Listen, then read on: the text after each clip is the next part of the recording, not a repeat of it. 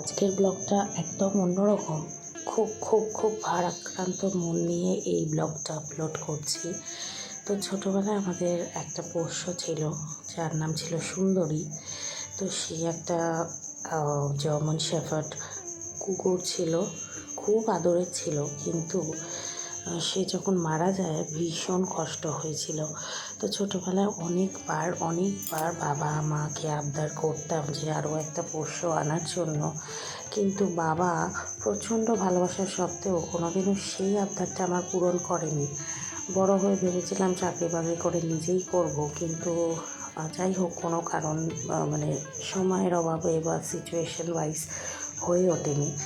কিন্তু এখন বুঝতে পারি যে কেন বাবা মা তখন আর দ্বিতীয়বার কোনো রকমভাবে কিছু পোষার কথা ভাবেনি বা আমাদের সেই আবদারগুলোকে প্রায়োরিটি দেয়নি। তো এটা ছিল আমার বেস্ট ফ্রেন্ডের পোষ্য, ক্লাউডি ছিল তার নাম। তো গতকাল সে এক্সপায়ার করে।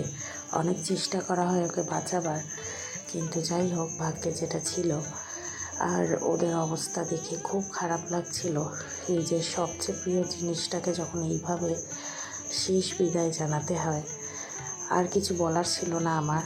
শুধু রিচুয়ালসগুলো আমরা পালন করছিলাম, ওর শান্তি কামনা করছিলাম। ভিডিওর শেষে একটাই কথা বলবো যে ক্লাউডি, তুই যেখানেই থাকিস ভালো থাকিস।